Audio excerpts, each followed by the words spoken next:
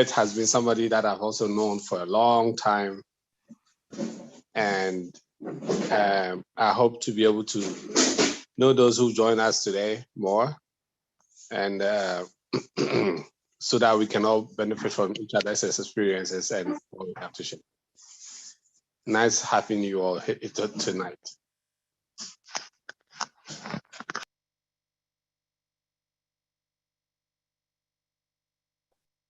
Hi, I'm Cindy. I'm probably one of the outliers. I'm a nurse by profession, and I've worked with Levette and have maintained just a steady, close association and friendship over the last several months, and glad to be listening in.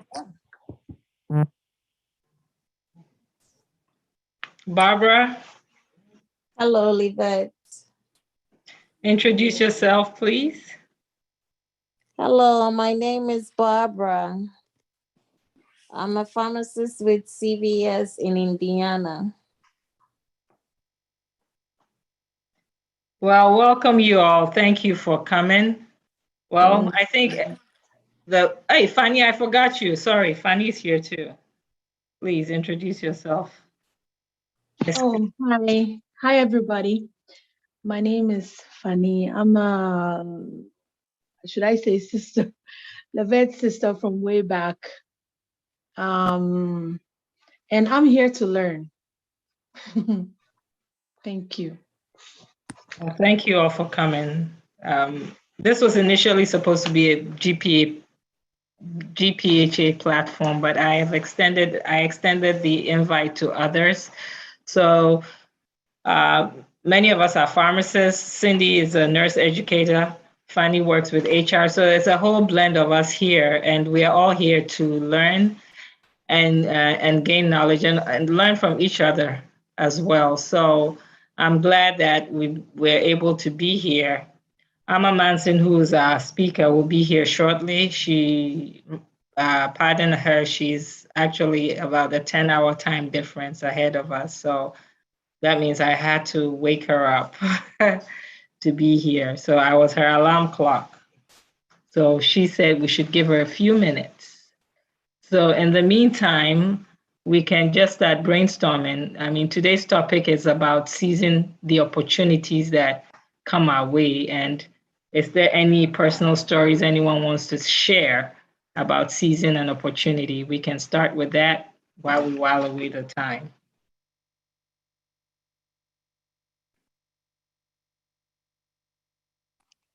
No stories to share? Oh yeah, definitely. I think I can start with when I started working at Chicago State. I think after like a year, there was someone who was in charge of the college's curriculum, right? And the person kind of got into a new position. So at the time, they were looking for someone to chair the curriculum committee, and I was just 1 year into it. So someone approached me and was like, "Do you want to do it?" And I was very hesitant to do it. But then he told me, and this is Dr. Dankwa, who is one of my I admire him a lot. He told me, he was like, "You know what? What is the worst thing that can happen, right? I trust you, you can do it." So, and he said, if you don't take this opportunity, maybe when things stabilize, you might not be able to get that opportunity to be in a position. So that kind of resonated very well with me. And I was like, I'll take on this challenge. And I think the rest is history. I was able to change the curriculum, do a lot of great things that actually went all the way to the university president and the provost at the time. And they were like, okay, we see something good in this person. We want to give him more leadership training, more professional development in that sense. But all it took was someone to tell me, hey, grab this opportunity. It might be something that will position you very well in the future. Even though I was very nervous and I had a lot of people talk about it, like, hey, he just joined us. He doesn't know anything about it. But guess what? I learned. And I learned enough that I became kind of an expert at it. These same people came to me and asked me for stuff, right? So in my opinion, there's nothing beyond us for so long as you set your mind to it. And sometimes we are gripped by fears that we don't know that we are capable of overcoming. And I'll always advise that as you go into practice, like pharmacy, if there's an opportunity for you to be like a manager or something, it's not beyond you. I mean, a lot of us are Christians or Muslims or believe in God. If it's not something that God can let you do, it's not going to come your way up. It won't even come before you. So just trust that whatever position you find yourself, you do your best. And most of the time, if you put that mindset, it actually works. So that is a little experience that I have with grabbing opportunities. Thank you, Ed, for sharing that. Always got to seize the opportunity. I'm a big believer of that because in the few, I want to say 9 months, and I've shared my story with a lot of you. Cindy knows my story very well. We've worked closely together, and good or bad, I always say there's something to learn from it. So when an opportunity presents itself, it might even be a toxic environment, toxic relationship, but it's for us to learn something and grow from that situation. So anyone else wants to share?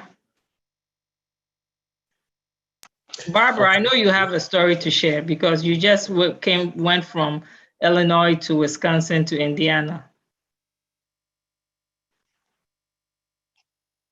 So you can share your story with us.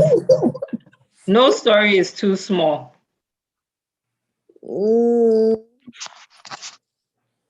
How should I begin? Just begin. Begin from the beginning. From Illinois, I was at home after school, didn't get a job. For almost 6 months, I was staying home, didn't know what to do. So I wrote the Wisconsin exam. I had a job offer before I wrote their board exam, and I passed. The job was with an independent pharmacy. I worked with them. I learned a lot from them. And I wasn't satisfied. I needed something more that I wasn't getting with them. So I had to move on and I left them.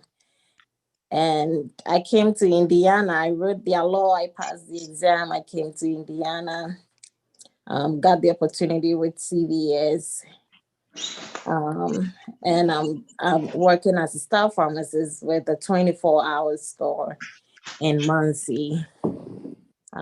Just to sum it up, that is all that I have to share now.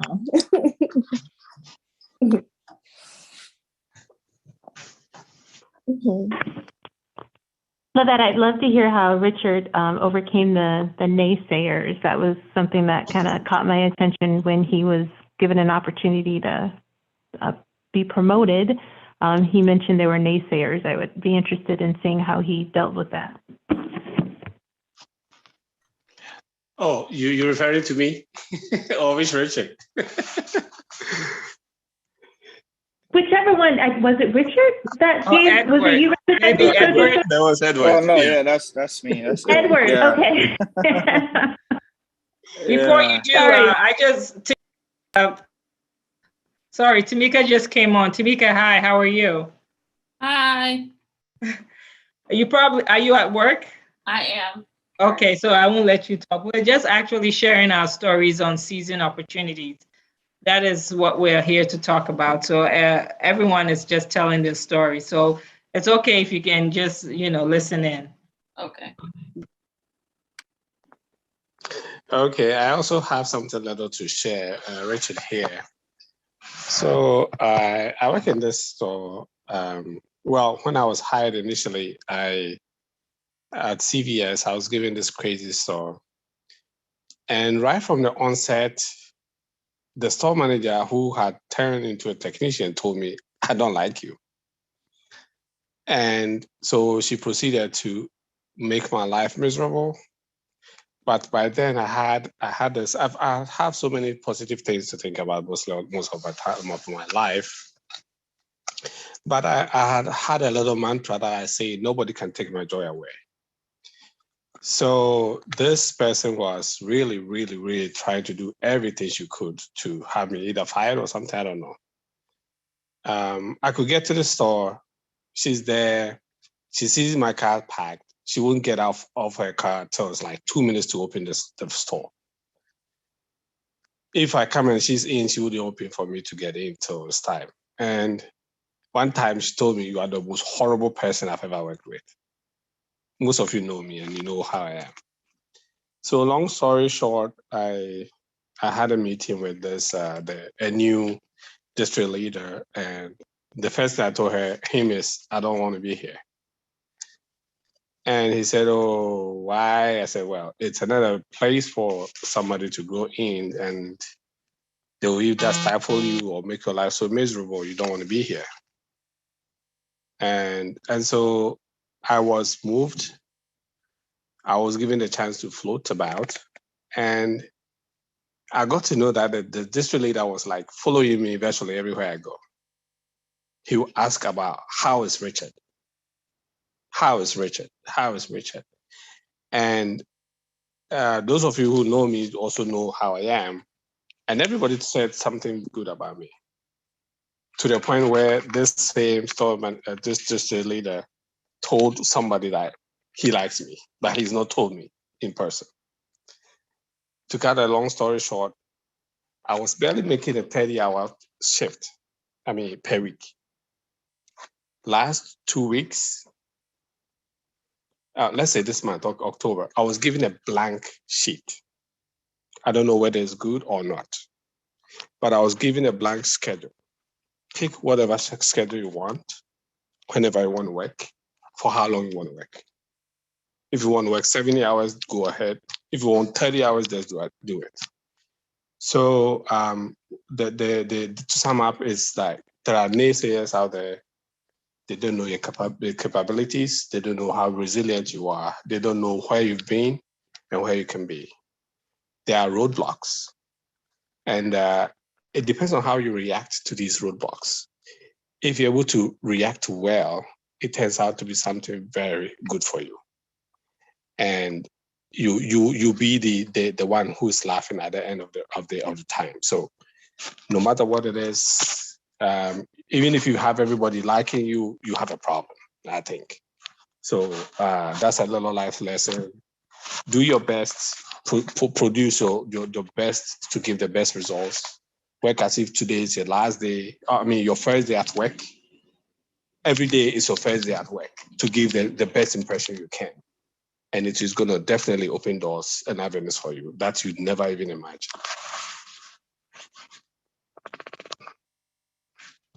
I'm done. That was rich. Thank you. No, that was rich. Thanks for sharing. Great. Thank you. Thank you for that. One thing I always say is that, the earth is designed for us not to fail, actually. It all depends on us. It's how we view the world is where it's going to take us. You can look at it from a place of failure, or you can look at it from a place of power. Take whatever it is that negative situation and turn it into something positive. And you will find that one person who will always want to push you. I was sharing my story this morning with Cindy, and that's where I'm at. I was in a toxic environment, decided to leave, and found myself in an environment where it took one person noticing a potential and saying, this is what you're going to do, and not giving me an option. So that is my story in a nutshell. And that's how I got to where I am, And after years of strife and, being downtrodden, working horrible hours, working the worst shifts, but you decide, it's time to move on. And I think when that time comes, you should be synchronized with that time. You should know when the right time is to move. you will feel it in your spirit. You will sense it, and then you will make that move. It may look dangerous, it may look risky, but within you, you will know that's the right thing to do. So, any objections to what I'm saying, or is it making sense? Absolutely, the dangerous and risky part. It's not. I mean, that's the scariest. I know. I mean, we all like to play safe. Yeah. Right, but that's probably when it's like, oh gosh, there's this quote from Steve Harvey that I came across a couple weeks ago, and this is a very, very rough paraphrase, but it was like, when you jump from an airplane, your chute isn't going to open right away. But once you open that chute, after you take that risk and after you jump, that's when you're giving yourself the opportunity to soar. You're not able to soar unless you take that initial risk. But it's hard to look beyond that risk sometimes. Great. Our speaker is here finally. I see I'm going to speak in tongues right now. I see she has treated some pawns, so she's looking fresh, which means she has freshened up her face. So we have been waiting for you, Your Royal Highness. Listen, I apologize, but I have to say it is 4:36 a.m. here. So my brain was jumbled up. Thank you for waking me up. It was just... That's okay. That's okay. We are grateful to have you. I am grateful to have you. It's an honor to have you on my platform. Actually, I'm so excited. I might get out of control a little bit, but you are allowed to be out of control. Me too. I will be. Anyway, I'm not going to waste any further of our time. We were just talking about our life experiences before you came on and what seizing our moments and opportunities meant to us, and a few people shared their story. Okay. And I'm glad to have Amma Manson. Can I read your bio a little? Do you mind? Okay, fine. I'll try not to listen, but go on. Okay. It says here that the main personality behind this brand is Mamet. She operates on social media under the Amma Manson brand. He is an educator, trainer, coach. He's a Black progress educator, motivational speaker, and life coach 7 BME communities worldwide. She has a special interest in the Ghanaian identity and its propagation, and develops merchandise to promote this identity. She holds a bachelor's and a PG cert in education, a PG diploma in education, a master's in education, and currently is working on a doctorate in educational technology. She's on various social media platforms, and the favorite of mine is Kolozozo's the Gay. Yes, I really love that persona of yours. But anyway, without further ado, I can sit here and name a lot of things she does. She's an entrepreneur. She has her own personal branding, and I'm here to welcome you, our very own Amma Manson, aka Mami Sunkwa PACA 1. Thank you. Thank you. AKA Kolozozo's the Gay. You can take it away. Good I know you guys don't everybody. understand that. I was speaking in tongues, so that's the worst part. Good morning, everybody. Thank you. Thank you for waiting patiently for me. I will try my best to make it worth your while. Today, I want to talk to you about seizing opportunities. And the first thing I want to say is some of these things are basic for some people. For other people, depending on who raised you, some of the concepts might actually be alien. For majority of people, it's a concept. They are concepts that you think you know, but if you really think about it in your life, they are concepts you don't apply consistently. And I want to talk about those things. We are looking at how to take charge of your future. Other people call it commanding your future. People call it attracting opportunities to your life. And it starts with a few things. Those of you who are familiar with the laws of attraction, some of these ideas will not be alien, but let's get started. The first thing, the first principle, let's actually say the same. Majority of us go through life waiting for opportunities to come. A lot of us actually pray for these opportunities. We wait for these opportunities. And if you live life that way, you tend to wait for a long, long, long time. You hustle for quite a while, and then things don't quite come your way, and you wonder what's going on. The first principle is simple. Let people know that you are out there. Again, letting people know you are out there is simple when you think about it. But do you know how to represent yourself enough? Do you know how to put out what you do so that it's everywhere? You want people to know you. You want people to know what you do. You want everything you do to actually be an exhibition of your skills. You want to leave a trace everywhere you turn. Do you talk to people? Do you represent yourself every opportunity you get? Let people know that you are out there. And sometimes letting people know that you are out there starts from the people you think know you. They are your loved ones, they are dear to you, but often they might even not know your accomplishments. Not being afraid to start conversations with, hey, I am X, and this is what I do. Oh, wow, your hair looks nice. I am a hairdresser too. Oh, that's amazing. This is something I am interested in. Wow, my name is, and it's representation in conversations very early on, not waiting to chit chat to people for too long and wasting opportunities to get this information in. It's a mentality. When you meet people, one of my coaches always says that you have 5 seconds to make sure that the person actually knows you. You have 5 seconds to make the person interested enough to get to know you some more. You must say something. You must say something interesting. You must do something that shows that it's worth talking to you. If you're a person who needs people to know what you do, you might even have your business card out. Hi, good morning. This is my business card. This is what I do.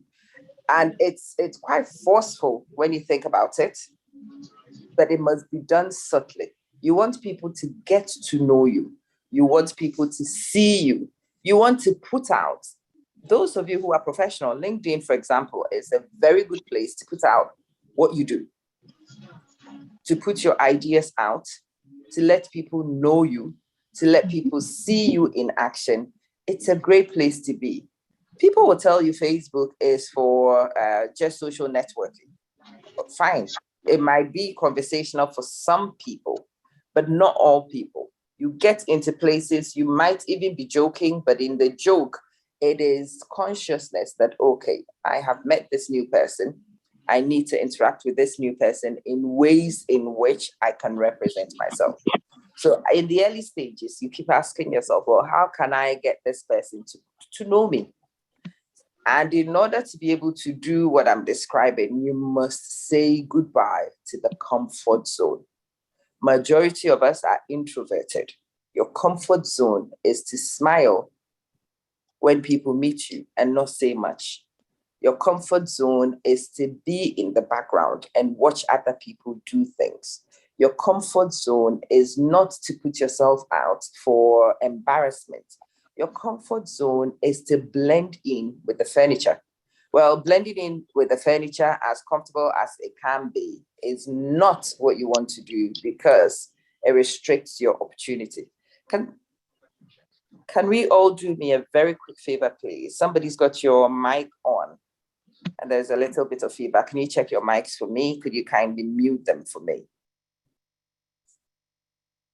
Thank you. Yeah, that's done. Thank you so much. How comfortable do you get? How uncomfortable do you make yourself? Do you consciously actually practice the principle of making yourself uncomfortable early in interactions and conversations and directing conversations towards where you want it to be? If you meet an important, influential person, you have a short period to make an impression. Would you wait and let the person control the conversation? Or would you actually come in and strategically direct the conversation? Do you know how to drop in feelers? Do you know how to drop hints subtly? Do you know how to present direction so that other people take your direction and walk with you? If you are somebody who's learned these techniques, then you actually are learning the principle of self-representation. You are learning the principle of direction. These are all very important if you look to command your future, because your future must be commanded. It must be directed. And what you do must be intentional. It must be purposeful. You must know why you're doing what. You must know the things that you've got to do, when you've got to do them. And yeah, the first principle is to know that you've got to be uncomfortable to do these. Sometimes you need to grab attention by obscure behavior. Sometimes you just need to put something out in your hand, ready to show people. Listen, I was sharing this recently. My school had an inspection. It's nothing to do with me. It is my school which was getting inspected. But obviously, my head teacher was aware of the fact that I am researching. And how did she know I was researching? I actually made videos weekly to the whole staff body about what I'm researching every week. And I would tie it down to what they do. I tried to make it as interesting as possible, so people saw the benefit of what I was doing for themselves. And yeah, my head teacher bit at that apple. She asked me a few questions. Nothing seemed to happen. She moved on. Obviously, when the inspectors came and she was looking for an opportunity to shine, she's applying the same principles, by the way. Most of the people who are movers and shakers in this world have gone through processes which has taught them some of these self-representation tools, and they use it routinely. So she's looking to self-represent. She wants this inspector woman, the lead inspector, to know that she is the principal of a progressive school. And one of the things she picked up quite early when the lead inspector presented herself was the fact that the woman was a researcher. Person is an educational researcher. Quick thinking woman, my principal, decided, well, there's somebody in school who's researching, somebody who could talk to this woman about research. Let me set up a meeting. So she set up a meeting. I go to see the inspector. But on my way, I asked myself, well, this is something that school wants to benefit from, which is great. I have no problem representing for school. But kid, this could also be an opportunity for you. There could be personal opportunity here for you. What could you do to start a conversation so that you could direct things the way you want? And for me, it was a very simple thing. I printed my latest presentation. I had it on paper. The title was screaming in bold, and I put it on the table before we even started the conversation. I wanted her to bite at my stimulus and talk to me about what I'm actually doing in detail. I did not want to talk on the periphery. I did not want a question and answer about school, because if it was a question and answer about school, it would direct the conversation in ways in which it will not benefit me. So I went with my presentation printed out, put it on the table, and within seconds, she bit. She looked at it and she was like, ooh, what's that? And I'm like, okay, this is my latest presentation. This is the basics of the research I'm doing. And she was like, wow, oh, what an interesting title. Can I have a look, please? So she spent 5 minutes of the conversation actually flicking, looking at stuff. Those were my prompts. Those were the conversations that I was having. The headings I had, that presentation I had printed, were the headings that she actually followed. It was almost a script for her to chat to me about it. It opened it, and I spent majority of that conversation actually speaking, telling her what I wanted her to hear from my perspective. I wanted her to know something specifically. She looked at it for 5 minutes and she says, can I borrow this? I'm like, this is research, but okay, yeah, I can let you have a look, because this is actually something I have I've already presented to people. This is out there. All right. But actually, in my head, I went there wanting her to read. But yeah, I was acting a little bit coy. I said to her, yep, I can let you have a look at it for 24 hours. You have to bring it back to me. And she says, of course, I'll read it tonight. can you make an appointment? So she booked an appointment to meet with me the following day. And when I met her, she had actually gone through a whole research. She had given me pointers. This is something I couldn't have afforded to pay for. She, as a lead EdTech consultant, would not have had time for me. And if she did, I'd have paid a lot of money. But there was a situation which had presented itself. I did not actually orchestrate it, but I was prepared to take those. And that's the thing. You must prepare. You must always position. You must always look out for opportunities. Again, it's a mentality thing. You need to be aware that the universe is actually rooting for you. The universe wants you to win. The universe will throw you opportunities. The universe will let you see possibilities. But would you see those possibilities? Do you see them? Are your eyes wide open?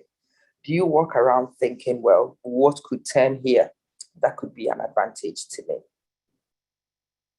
What mundane opportunities might present themselves and be missed because I am not conscious? What could the universe give me today? What is happening right now? Does it have any opportunities in it for me? Things might not even start as an opportunity. But if you look deeply enough, you might find little nuggets in every opportunity that you can capitalize on. I like to make my presentations interactive. So I have actually been speaking for a little while, and I'd like some feedback. I'd like your reactions. I would like to know whether this resonates with anybody. Who is actually aware of this wigged consciousness of taking advantage of opportunities by core principles, being aware that opportunities will turn up anytime, knowing that you must experience discomfort in order to actually capitalize on these opportunities. And you must represent yourself. You must cheerlead for yourself constantly, everywhere, so people get to know who you are and what you do. Who practices this on a regular basis? Or even if this is unfamiliar, please feel free. So I'm going to pause. I will let you know. If you want to speak, just let me know. You can unmute yourself. You can just speak. And then we will continue after I've had a little bit of reaction. Okay, anyone, I can moderate. So if you want to just yes, please. Raise your hand and then we can call you out. Yeah.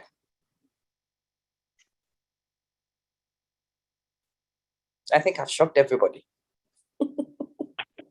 You were just great. You said everything. Hi, this is Cindy. No, thank you so much. That was powerful. All the discussion to this point this evening has been really powerful. I just wanted to say one thing before I get off. I think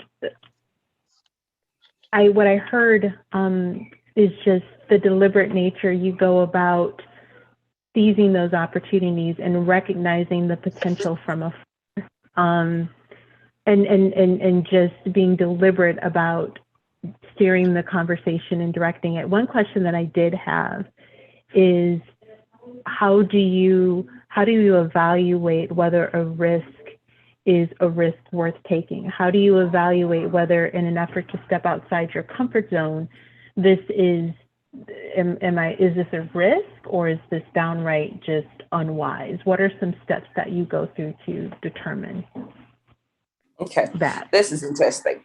So every risk is worth taking. Every single risk is worth taking, because until you actually take a risk, you don't know how things are going to be. But you also need to be quick thinking to manage the risk once you've made a move. A lot of us actually go through life wanting guarantees, and life itself offers none. There are no guarantees. Oh, what if the person doesn't respond? Well, make a move. If the person doesn't respond, make another move. Try something. Be prepared to get back out and mop up after yourself, redirect and change and focus. But you've got to take that first initial stimulus and see the reaction. And based on that reaction, you decide to bulldoze ahead. You can decide to retreat. You can decide to redirect, but you've got to put out that first action. You cannot wait. You cannot let the what if hold you back, because the what if is one of our greatest disadvantages. What if she doesn't like it? Well, the question is, what if she likes it? Well, no. So you want to try something. You have to keep reminding yourself, and these are some of the strategies I use. Amma, you are not crazy. You are not crazy. Things pop in your head for a reason. You have an instinct. It is there for a reason. You've got to learn to trust your instinct and not overthink some of these opportunities. So yeah, I think that I should try this approach with this person.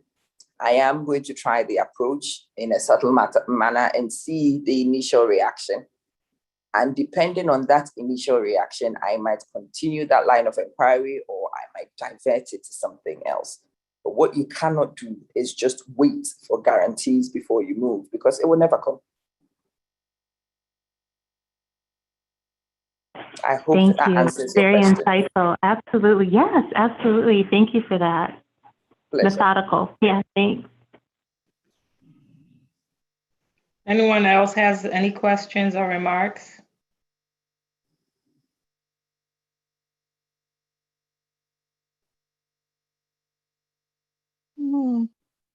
Okay, Fanny, it looks like you have something to say. Oh no, I'm just Taking it all in, Yeah. inhaling it. Okay, Emma, keep Yeah, on. I think. Sorry. Okay, go ahead. Go ahead. So I had a question about, you mentioned something about managing the risk, right? Yeah. Can you tell me the top maybe like 3 things that goes into this management? Wow.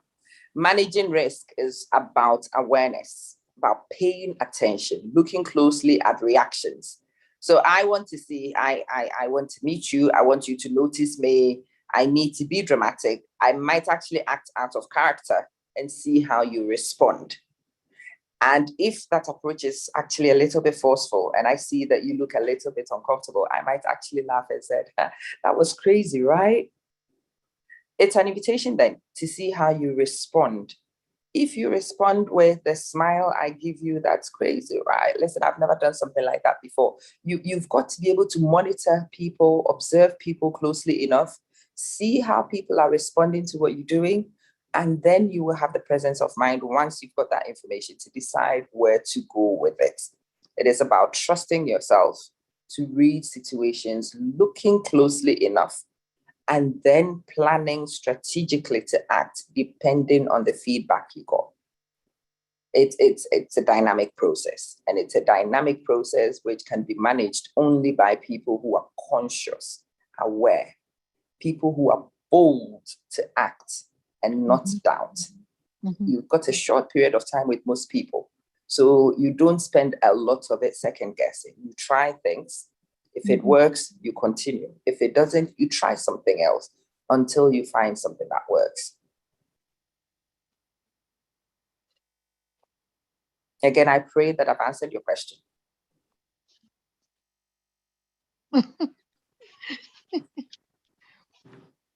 I think so, yeah. I know it was a hard question, so. It's a philosophical one, yeah. Anyone else has anything? Welcome, Anita. I'm sure I didn't get to welcome you. We were in the middle of the conversation. Thank you. Sorry I'm late. That's okay. It's all right. It's good to have you. Thank you. So I guess we can continue because I think everyone is just inhaling everything in. So. Okay. Yeah, I can be like that. Sometimes I shock everybody and people are like, oh, there's nothing to say. Yes, that you do.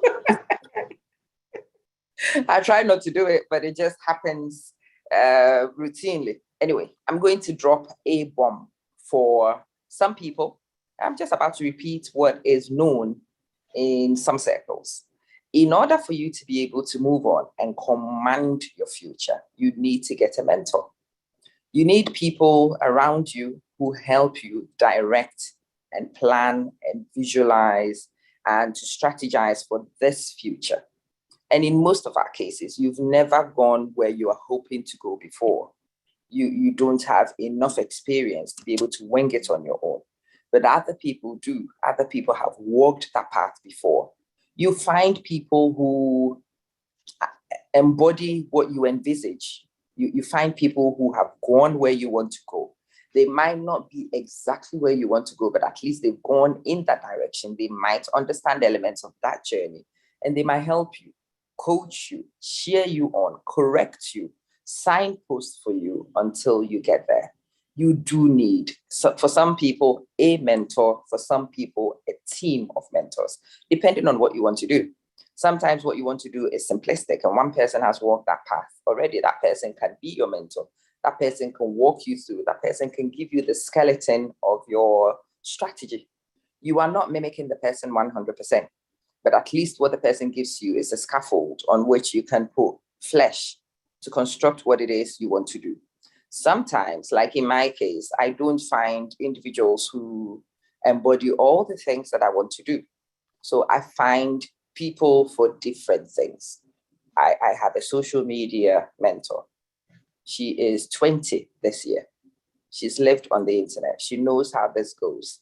She understands the social media aspect of things, and so she can mentor me in that area quite effectively. But that's not all I do. As somebody who wants to write, I do need people who will mentor me and coach me and direct me on the ability to write.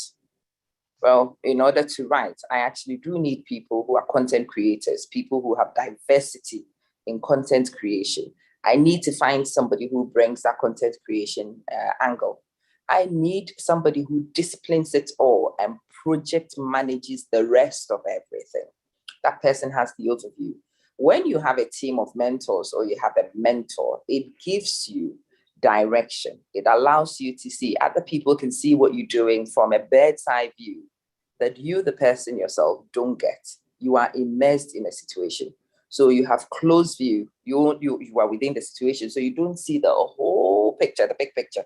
It's good to have people who see the whole big picture, people who can preempt and prevent mistakes for you, people who can see a direction in which you are going and read situations and say to you, this one will lead you in this place. This one could take you here. These are the consequences of going in that tangent because I have actually walked that path. This is what could happen. This is what could happen. And that foresight is a game changer in this life, knowing what could happen, being aware of what could happen. Sometimes you might even still decide to bulldoze through, but at least you do know what to expect. At least you do know the strategies you've got to put in place to mitigate some of these things and to manage the likelihood that you might mess a position. What you don't want to do is create problems as you go along. Yes, we are trying to go on a journey of the unknown, but in going on that journey, you still do need, as much as you can, things that allow you to see what's to come, things that allow you to predict and to decide which of the potentials you want to explore and which ones you might be best leaving behind. You must have a team. You must invest in a team. You must actually picture what team you need clearly. And sometimes you might consult people and find out what you need, because on some occasions you just don't even know the diversity of needs until you've spoken to people who walk that path. You must take the opportunity to speak to people who walk the path before you. Again, how many of us here do have mentors and appreciate that we need them? That's the first one. The next question is, do you know how to select these mentors? And not to bring your talkative friend just because she's confident in talking. Do you know the kind of investment you need to make to attract some of these mentors? Do you know the process of picking them up? And are you persistent enough in chasing people to get the yes when you need it? Because in fact, most of the time, you are in competition with other people for the attention of these mentors. Who has a mentor? Who's your mentor? What's the purpose of your mentor? That's my next question. Again, I'm going to pause and invite you to respond if you want and if you can.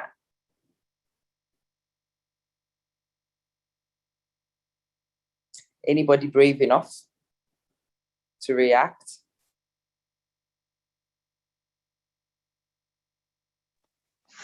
This is Richard. Yes, I used to have one, but I think my direction changed, and so um, I don't really see how much value he can bring to my direction right now. Although I would like to maybe redirect myself to what interests me mostly. And so I think I will have to take the initiative to start a conversation and see if he still will be the best person to help me get to that point, or I'll have to actually go out there and seek another direction. I mean, another person to help me chart my course. That's a very interesting one, a very valid one. And I've got to say, on a long journey, you don't often have one mentor. Some mentors get you started and they take you to the limit of their abilities. Sometimes you outgrow your mentors. That's very, very, very possible. And sometimes you change direction like you were saying. And don't be afraid to change your mentors too. You look at your new direction, you look at your new mentors, your new purpose. And if the person who's supposed to guide you and help you get there doesn't seem like they can help you do it, well, don't be afraid to change that one too. Don't be too afraid to change, because if you don't change in the right time, you could also stagnate because the person has taken you as far as they can do. That's a really, really valuable one. Thank you. Any more reactions? Any more takings? Yeah, so I was going to just say this, that it's just like when, I don't know, I'm a very avid fan of track and field. And if you watch track closely, you see that athletes tend to change their coaches quite a bit. Because I was I'm a track fan, I got my son into track. And, you know, when he was a kid, you were training, but you realize at a point, I didn't have all the tools that it would take to get him to the next level. So I had to hand him over to somebody else who could do that. And it's the same thing in life. There are other things people see that others don't see that can lead you into that direction that you need to go. I think Fanny has her hand up, so I'm going to let her speak. Oh, yeah. Mr. Amma, I'm in total agreement 1000%. And I do that. But here's the question. Sometimes, depending on where you're coming from, cultural and societal culture, no?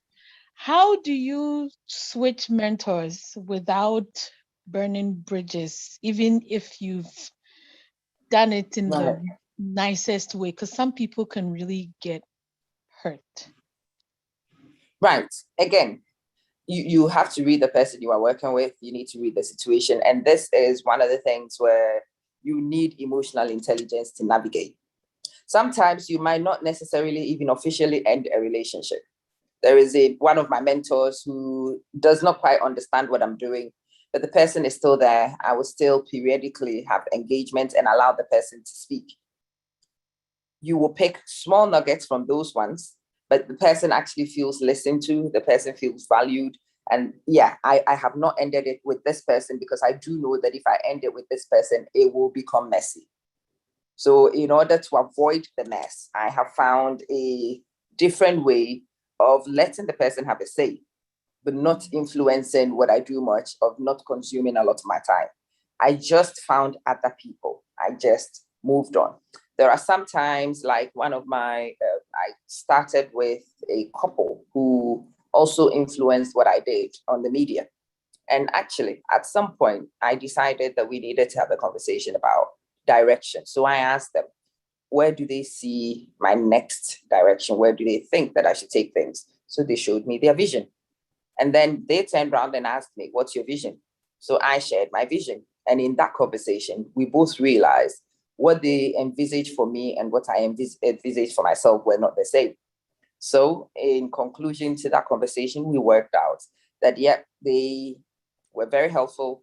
I appreciated where they were taking, that they had taken me. I thank them very much. But they were the actual people who turned around and said, you know what you just described is outside our comfort zone. What you just described is beyond our limits. It's beyond our skills. you might be better off looking.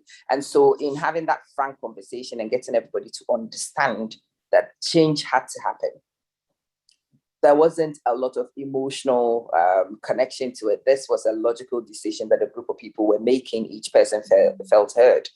Each person was clear the reasons why the change had to happen. So yeah, you have to be upfront with people sometimes, and you have to read people and realize if that strategy might not work.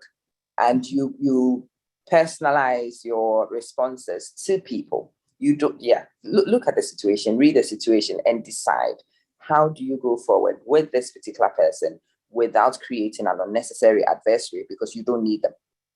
Okay. You need champions, not adversaries. Yeah, that makes sense. Any more? Pleasure, darling. Any more reactions, any more questions, any more takings?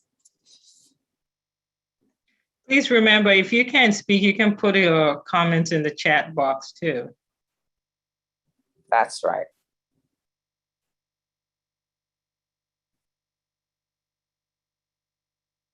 Okay. I think we've had as much as people want to say right now, so I will move on. Practically, let's start actually looking at practical strategies for getting the show on the road. One of the first things you need to do is to envision what you want. You need to brainstorm what you want to do. You need to be clear of the various elements and dimensions of what it is that you've got to do.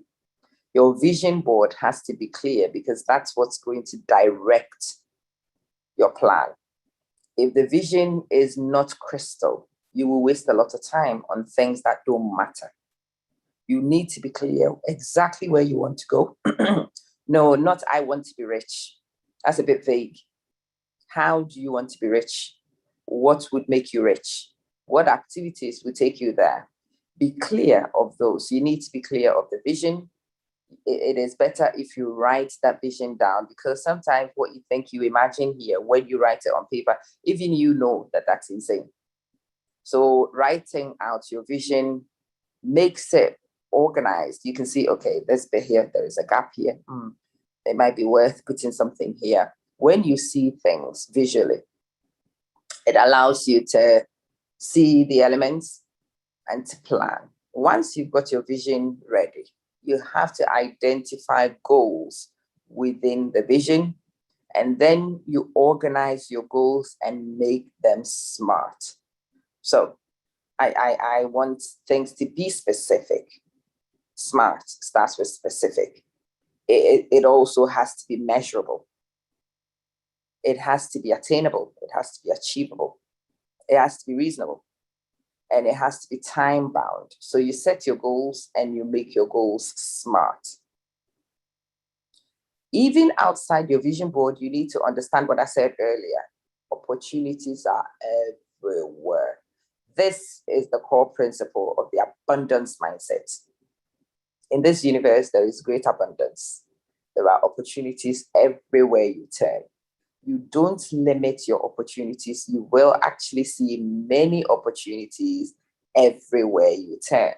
And the minute you come to that consciousness, you see more. And because you see more, you are likely to be able to capitalize on more.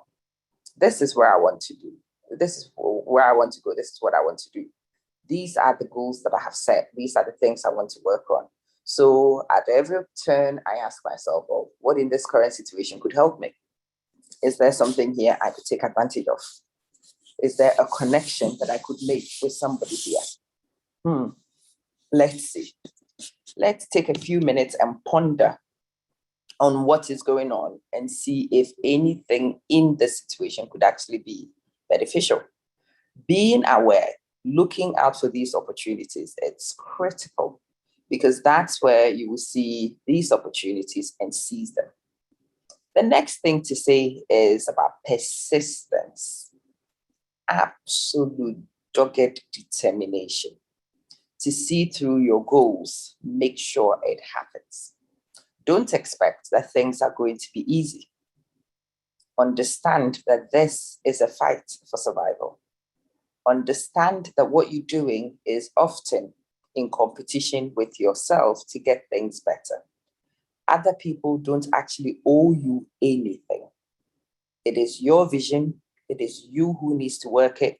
I don't owe you any support, so don't come expecting it. You can request it. You can attract it. You can be persistent in getting my attention, but it is you who's got to work. You are the chief architect of your own future. And so once you understand it's you who's got to work, it's you who's got to do, it's you who's got to move, it's you who needs to be persistent, not other people, then other people and their attitude doesn't affect you as much. You come to me, I can help you, you continue. You come to me, I can't help you, you keep it moving. There are more than enough people in this universe to find helpers. You will find them. What you need to do is keep looking. When you knock on my door and I'm not that kind of helper, you don't waste any time. You don't dwell on it. I am not your helper at that time. Keep moving. You want to go on a journey with me? I am not ready to go on that journey. Sometimes you've got to leave people behind. You've got to leave people behind and pursue where you need to go. And that vision board is very important because it helps you continually remind yourself what you're doing and why you're doing it, so that you can self-champion. You don't need other people to signpost. Yes. Was there, did I hear something? Did somebody want to say something? Actually, I do. I also want to say one thing, that you need enemies in this life.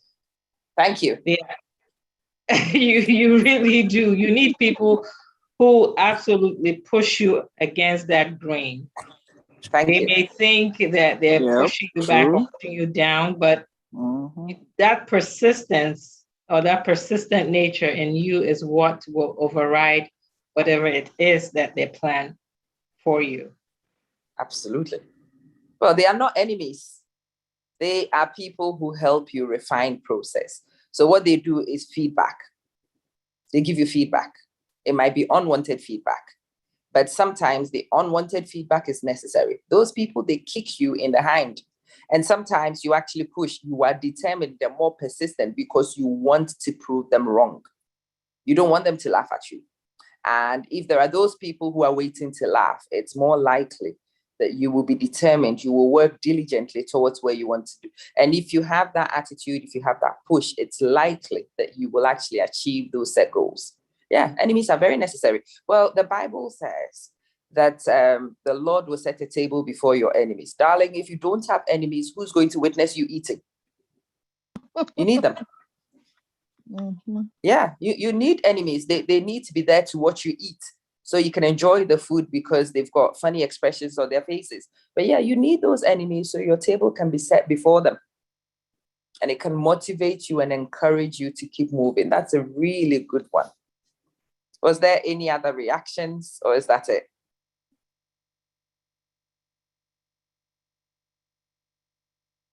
Okay. And the next one is, whatever you do, take action. Don't wait. Don't sit. Don't spend too much time talking and planning and imagining and refining. Yes, we've got to strategize. Don't get me wrong. But don't spend 5 years planning when nothing has been done. You have to learn to action plan. When you are action planning, you actually take action whilst you plan. You put out feelers and see the reaction to your feelers and respond to those. You change things. You monitor what happens because of the changes you've done. You review and reflect, and you refine your direction. But it is action you've got to take. When an opportunity presents itself, take action, grab it. See how far you can take opportunities. See how much you can make out of it. Most of us, especially those of us from Ghana, we want to sit down and plan, and we will plan for years. We will do this business. Yeah, when we start the business, we will do this, we will do this, we will do this. And 2 years later, you turn around and somebody's already been doing it for 2 years. The market is already taken. The market is conquered by somebody else. You actually came up with your idea in the first place, But it is overthinking, over planning, waiting, and not taking action, which loses you the opportunity. It's important to plan, but please, if you take nothing else from me today, you must adopt the action, the concept of action planning. Planning in action, reviewing as you go, refining as you go, modifying as you go, not just planning and waiting. You must have mental fortitude for this journey. This has to be prepped. The mindset has got to be right. You've got to find people who feed your mind in suitable ways for the journey you are commencing on. You need people who tell you the truth about situations and about the risks. You need those people because those people will help you identify the risk and manage them. But you also need to know that in this life, there are no guarantees. You need people who work on your mindset, people who help you build resilience, people who help you adopt the realism of life. You need to know how life works. It is not always rosy. It is not always easy. But if you go in with a mentality that it's not easy, but it is doable, and I'm going to prepare myself and keep myself motivated until it is done, it's going to be done. I will go through whatever it takes to get this done. I will learn to toughen myself for the journey, and I will find people who cheerlead, people who feed this, people who help me become stronger over here. Then we are actually likely to succeed. But do you know where to find these people? Sometimes these people are actually virtual. You need to find people who write or people who publish in that area. Blinkist is a good one. I recommend Blinkist for those of you who are busy and don't have time. There are so many books that you've got to read, and it takes quite a lot of time to read those books. If you haven't got that kind of time, Blinkist offers you a nice opportunity to listen to the blinks for, I don't know, usually on the average about 5-10 minutes, to grab what is essential in the book, to continue reading, continue listening, so that when you are likely to give up, you listen to the right piece and the person motivates you and galvanizes you and keeps you focused, and you're good. If you don't get that input, then, well, negative responses, not pushing through as far as you wanted to go, what people call realism in life begins to set into the process. And then you will find your eye off the ball. You will find your focus distracted to something else. And so mentally preparing and engaging yourself on a journey which allows you to stay focused and be positive in the journey, regardless of the setbacks you experienced, it will stand well for you on this journey. Again, networking is everything. Networking. Having the right connections around you. You actually should consciously add to your network every opportunity you get. Every person you meet is a potential addition to your network. You must learn to listen. You must learn to ask. You must learn to interact with people and suss out the contribution they could make to your network within the shortest possible time. Some of the most mundane looking people could be the most influential in your network. You've got to review people openly when you interact with them. And again, the general attitude is everybody could be a potential asset in your network. No, not everybody deserves to stay there. You've got to review people. You've got to vet people. But when you first meet people, the attitude is that the people could be significant in your network. And you take a little bit of time to actually review and see if they actually are. Some people come with an army behind them. And so connecting with that one person avails their entire army to you. Sometimes the network is already built by one person, and all you need is a ladder into that person's network, and everything is available to you. You meet people, you interact with people, you meet your destiny helpers. But see, unfortunately, your destiny helpers don't come with ribbons on top. And because these people don't come with ribbons, you've got to actually look closely enough and evaluate people accurately enough so that you can work out those that belong in your network and those that don't. Question everything. Why? Why am I doing this? What is in here that could be harnessed? Who should I question? Which? Those open questions are things that should pop into your head regularly on this journey to command your future. When you ask those questions regularly, the answers do come. And the answers will build your network.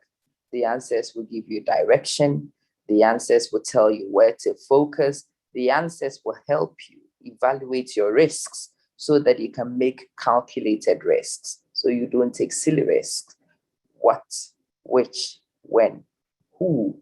Open-ended questions you should ask regularly on this journey. Again, let me take a pause and let me take questions this time, not just reactions. I've dumped quite a lot on your table. Some of what I've said might seem practical to some of you. It might be abstract to some of you. So this is your opportunity to ask, so we can actually refine and personalize for you and help it become useful, not just something smart you listen to, but something you can take and use to craft an action plan of your own moving forward. So questions, please. I have a question. Please ask.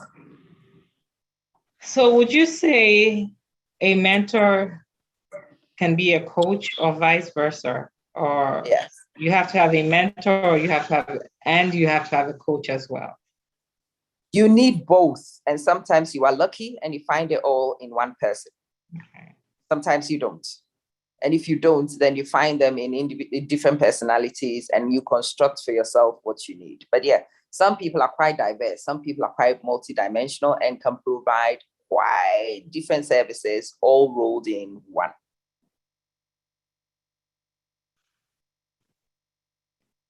And then who would you say is a destiny helper? Will there be a coach or a mentor? A destiny helper could be anything. It could be a coach, it could be a mentor, it could be an average Joe you meet in the shop. It can be absolutely anybody, and you have to be prepared to meet them in obscure places, in weird circumstances, but you've got to be quick enough to spot them. Spot them. I had been working on a project for 2 years. 2 years. I had been knocking on doors for a long time. I was getting absolutely no responses. I met this lady who seemed very unsure. This person had a tear in her eye, and it just spoke to me. So I went across and I'm like, this life can suck sometimes. And she's like, tell me about it. Ah, goodness gracious. Yeah, I just saw the look in your eye. I wanted to just come say hello and tell you it will be fine. It will be okay. All right. I don't know. You don't need to tell me. Blah, blah, blah, blah. So we finished and I introduced myself, blah, blah, blah. And she says, oh my God.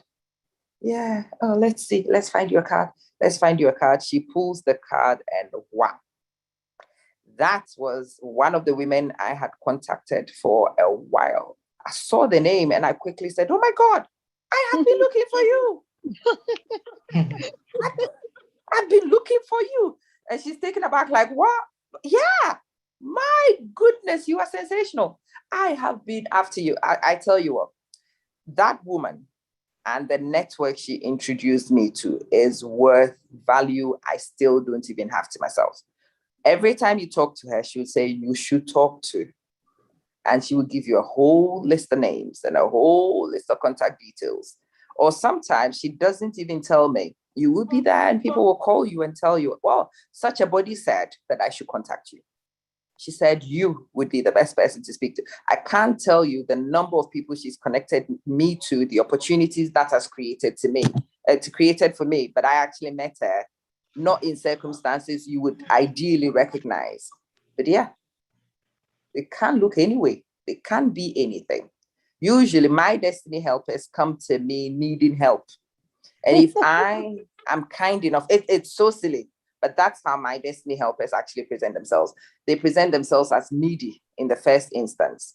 And if I am kind enough to actually be gracious enough to these people and extend what I think is a helping hand to them in the first place, they turn around and multiply that help manyfold for me. But do you know what your destiny helpers look like? Do you know? Mine always need my help, always. I've come to that. And so when I see people, I grab opportunities to help because I know that's a test. And if I pass that test, my helpers reveal themselves and I work out why we were purposed to meet. But initially, they don't present themselves as helpers to me.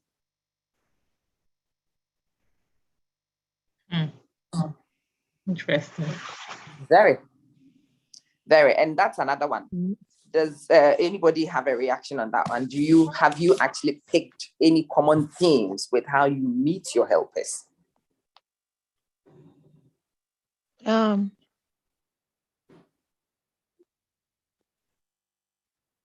If you haven't worked it out. Yeah. So based on where I come from, sometimes we tend to think we stay insulated within our own kind. Yeah.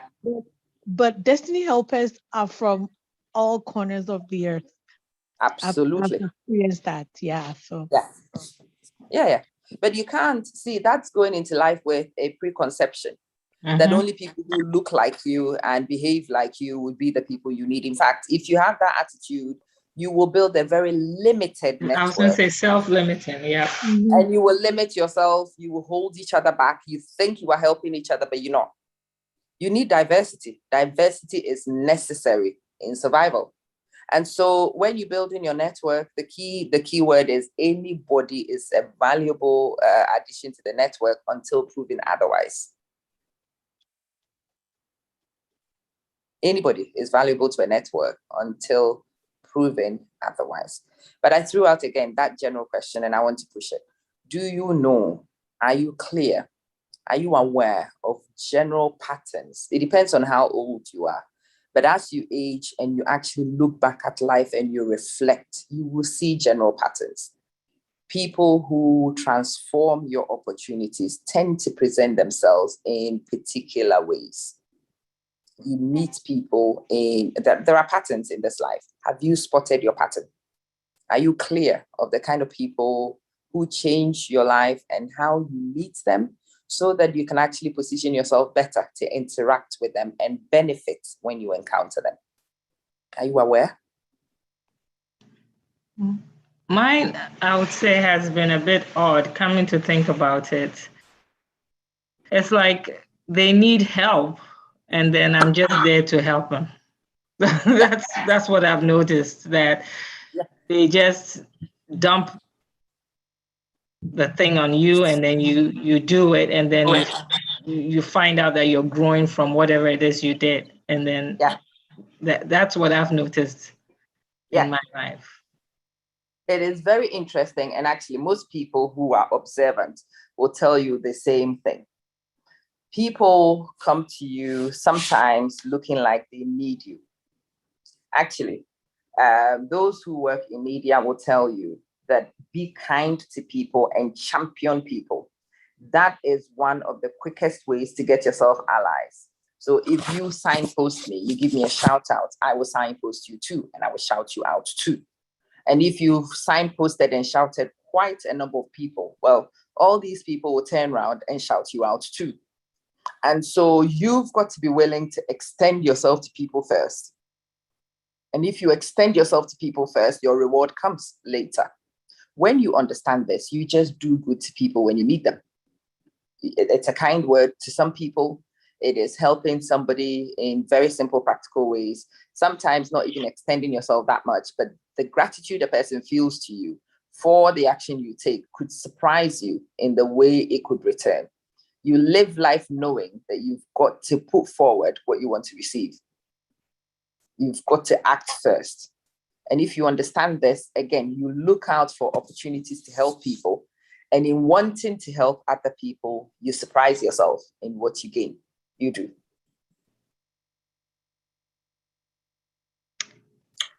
I think Tamika has a question. She can't speak, so I will read it out on her behalf. It says, I'm on the shy side. So how do you go about approaching a person you may not know but who may possess those qualities to mentor / network or offer coaching? Okay. So can I say that I'm also of the very shy type? I am actually naturally. I know. That's how everybody reacts when I say that. That is the response people give me. But in truth, my natural state is a very shy person. But I came to realize as I grew that could be very limiting. And so it's a conscious effort I made to put myself out there and to train myself to ride the initial discomfort, ride the initial fear, and just move. But you see, in this day and age, you don't actually have to present yourself physically to people. And when you are emailing, it just allows you a place to hide. The person doesn't see your face. The person doesn't see your reactions. You just write and you speak to people, get in people's inboxes. If writing doesn't reflect you and you can use your voice notes and speak and communicate, ask yourself the best way you can reach out to this person. Which way of communicating allows you to diminish your deficits and to come across confidently? Use that tool and learn those skills that will help you get there. Yeah, sometimes you might actually be, your toes might be curled whilst you're trying to speak to somebody confidently. But okay, if you can hide your toes whilst you do it, then it's good. The person might not even perceive your discomfort. Sometimes the people might even work out your discomfort, but people just admire bravado. They see you being brave, and most people will respond. But you've got to take the action. You can't wait. You cannot overthink it. You cannot let shyness limit you. Well, remember, I am shy too. But right now, my toes might be curled, but you've not seen it. I could have been very nervous and you would not know it. You don't need to know it. Does that answer the question, Tanisha?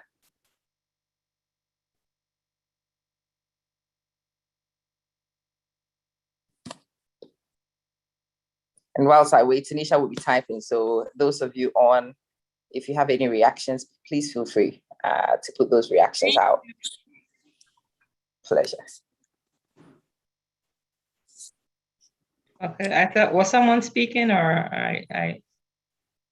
the delayed? Okay, thought someone was speaking. Anything else anyone wants to add or any questions? I think our time is fast spent at this point. Well, I hope it's been spent well. Oh, yes. So, yes. I know you have a gazillion other things to do. So I'm trying to maximize the 1 hour we have and get as much as we can. And please, Amma has so many platforms. Amma, could you put some out for us? Okay, so those of you who are tree speakers, my main home is on Facebook. I'm on Facebook and it's at Amamanson1. That's where I put out majority of my content. And yes, I discuss some of the principles that I laid out here. Self-representation, the mindset, the abundance mindset is something I work on. If you take nothing from me today, go check out the abundance mindset and the elements that go in the abundance mindset. That would be useful. Self-representation, very important. Those of you who are English speakers, you can look for @absolute change on Facebook. So that's the Facebook tag, facebook.com/absolute change. And the name on the page itself is Transformations Inc.